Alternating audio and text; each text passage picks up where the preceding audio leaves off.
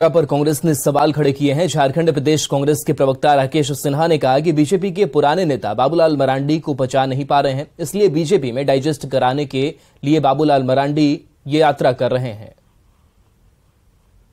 कल देखने को मिलेगा कि कितने लोगों का विश्वास बाबूलाल जी पर जगा है। हमें तो नहीं लगता कि एक भी भारतीय जनता पार्टी के नेता कल के इस यात्रा में सम्मिलित होंगे। और जहां तक बाबूलाल जी का यह कहना कि झारखंड वाजपेयी जी ने दिया है, तो स्वाभाविक तौर पे अब बाबूलाल जी की याददाश्त भी चली गई है। यह राज्य अगर किसी ने दिया तो वो कांग्रेस पार्टी ने और सोनिया गांधी ने दिया है। कांग्रेस नेता राहुल गांधी को झारखंड हाईकोर्ट से बड़ी राहत मिली। उच्च न्यायालय के ताजा फैसले के बाद मोदी सरनेम केस में अब उन्हें एमपीएमएलए कोर्ट में सशरीर पेश होने की जरूरत नहीं पड़ेगी। रिपोर्ट देखिए।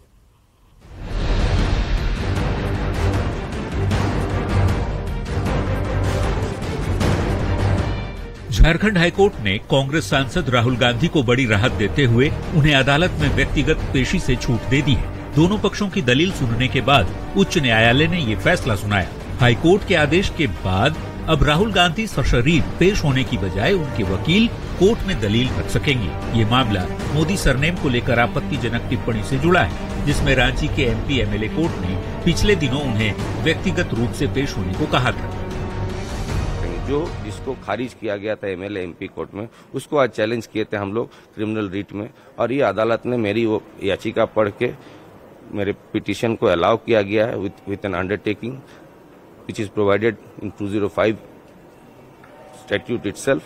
वो अंडरटेकिंग के साथ हमारा 205 अलाउ किया गया है और बोला गया है कि राहुल गांधी को सशरीर यहाँ अपीयर नहीं करना पड़ेगा, उनका अधिवक्ता उनके जगह में अपीयर। मोदी सरनेम पर आपत्तिजनक टिप्पणी को लेकर राहुल गांधी के खिलाफ कोर्ट में याचिका दायर की गई थी। सुनवाई के दौरान एमपीएमएलए कोर्ट ने उन्हें अदालत में पेश होने को कहा, पर राहुल गांधी ने व्यक्तिगत पेशी से छूट मांगी। फिर उनकी अपील खारिज कर दी गई। इसके खिलाफ राहुल गांधी की ओर से सीआरपीसी 205 के तहत झारखंड हाईकोर्ट का दरवाजा खटखटाया। उच्च न्यायालय में उनकी अपील मान ली गई। अब एमपीएमएलए कोर्ट में ट्रायल चलेगा तो राहुल गांधी को व्यक्तिगत रूप से पेश होने की जरूरत नहीं होगी। हमारा पिटीशन भी अलाउ किया गया with certain conditions, and those conditions are already provided in the statute under 205, and these are the normal conditions, and this is the first time the Rahul Gandhi got relief under 205 from Jharkhand High Court. Jharkhand high court का ये फैसला राहुल गांधी के लिए बड़ी राहत लेकर आया है। कोर्ट के ताजा फैसले के बाद अब इस मामले में जब भी सुनवाई होगी, राहुल गांधी को सशरीर पेश नहीं होना होगा, बल्कि उनकी ओर से उनके वकील अदालत में जिरह कर सकेंगे। संजय सिन्हा, न्यूज 18, रांची। रांची के जेएससीए स्टेडियम में पूर्व जेएससीए अध्यक्ष अमिताभ चौधरी की पहली पुण्यतिथि मनाई गई। हालांकि इस मौके पर हवन और यज्ञ भी होना था, पर बेटे अभिषेक चौधरी की ओर से आपत्ति जताने पर तमाम अनुष्ठान रद्द कर दिए गए।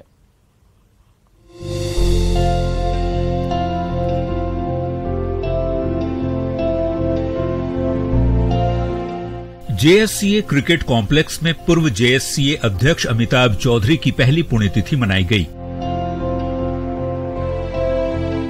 उनकी याद में हुई श्रद्धांजलि सभा में जेएससीए अध्यक्ष संजय सहाय के साथ ही उपाध्यक्ष और सचिव सहित तमाम पदाधिकारियों ने झारखंड क्रिकेट के शिल्पकार अमिताभ चौधरी को नमन किया।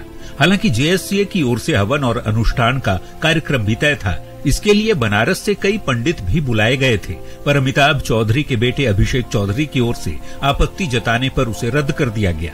जेएससीए प्रबंधन के रवैये से खिन्न अभिषेक चौधरी की नाराजगी कुछ इस तरह फूट पड़ी। धार्मिक अधिकार हैं, जो मेरे परिवार के धार्मिक अधिकार हैं, जो हमारे कुल के, हमारे समाज के रीति रिवायत हैं, उसके विपरीत कोई काम करे तो मैं आहत ना महसूस करूं, मैं उस पर अपने हिसाब से कोई कार्यवाही ना करूं।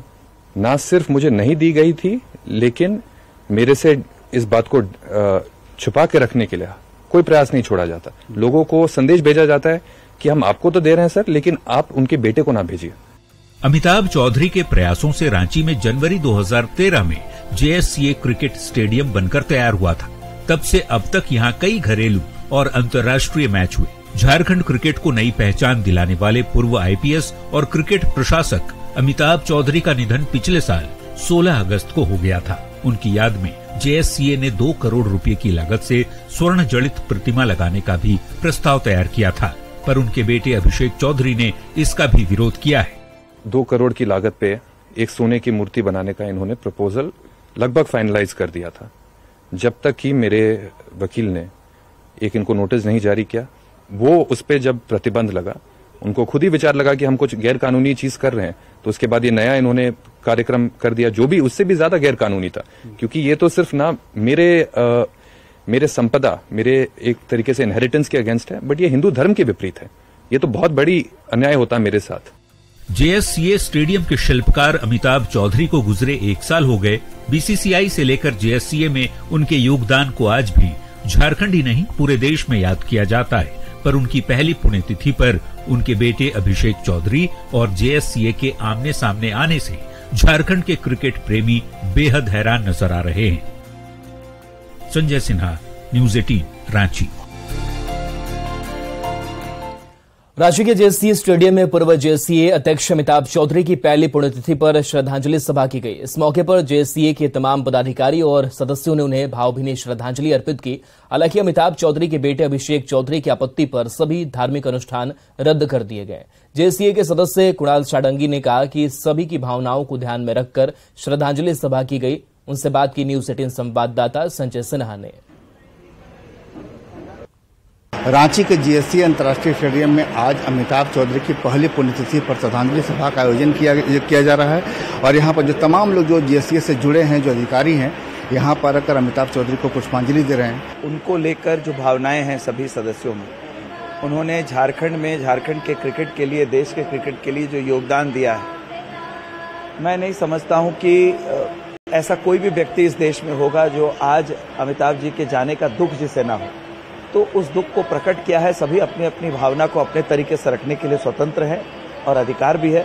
हम लोगों ने यहाँ श्रद्धांजलि सभा का आयोजन किया है जिसमें सभी सदस्यों ने आकर उन्हें अपनी विनम्र श्रद्धांजलि अर्पित की। तमाम जेएससीए से जुड़े लोग श्रद्धांजलि यहाँ पर दे रहे हैं, क्योंकि यहाँ पर एक हवन और जो पूर्व जो कार्यक्रम था, हवन और यहाँ अनुष्ठान होना था, जिसको लेकर अमिताभ चौधरी के जो पुत्र हैं अभिषेक चौधरी, उन्होंने आपत्ति दर्ज की थी और बाकायदा जेएससीए को लीगल नोटिस भेजा था और 7 दिनों के अंदर उसका जवाब मांगा था। इतना ही नहीं, उन्होंने रांची डीसी और रांची एसएसपी को पत्र भेजकर इस जो धार्मिक अनुष्ठान यहाँ होना था उस पर रोक लगाने की मांग की थी। बाद में उनके पुत्र की आपत्ति को देखते हुए जेएससीए में महज श्रद्धांजलि सभा का ही आयोजन किया गया और यहाँ पर तमाम लोग जो आप देख रहे हैं जेएससीए से जुड़े लोग अमिताभ चौधरी को, जो कि जेएससीए के शिल्पकार भी रहे हैं, उन्हें श्रद्धांजलि दे रहे हैं।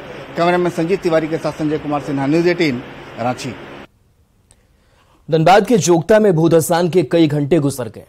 प्रभावित परिवार सिर छिपाने की छत ढूंढ रहा है। जोगता बस्ती की 3000 की आबादी खौफ के साए में जी रही है, पर न तो प्रशासन और न ही बीसीसीएल ने पीड़ितों का हाल चाल लिया है।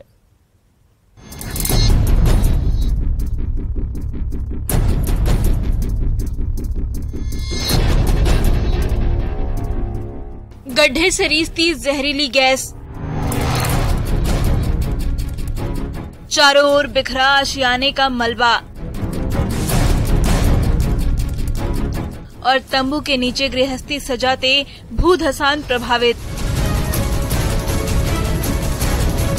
ये नजारा है जोगता के 11 नंबर बस्ती का, जहां मंगलवार की सुबह अचानक तेज धमाके की आवाज के साथ 2 घर पाताल में समा गए थे।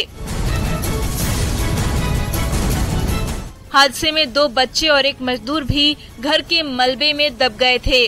तीनों को बड़ी मुश्किल से भूधसान स्थल से सुरक्षित निकालकर SNMMCH में भर्ती कराया गया। प्रभावित बस्ती में अभी भी हालात बेहद बदतर हैं। पीड़ित निवासी गड्ढे से बचा कुचा सामान निकालकर गृहस्थी समेटने की कोशिश कर रहे हैं, जबकि भूधसान स्थल से लगातार जहरीली गैस का रिसाव हो रहा है और 200 मीटर के दायरे में दरार साफ दिखाई दे रही है, यानी खतरा अभी टला नहीं है। क्या क्या धंस गया? गहना जवर हलै, बर्तन बर्तन हलै, अलमारी पलंग फ्रिज कूलर सब हलै। चोट भी लगा है किसी को? चोट लगला, 3 आदमी को चोट लगले। बच्चा भी है उसमें? हाँ, 2 लड़का है।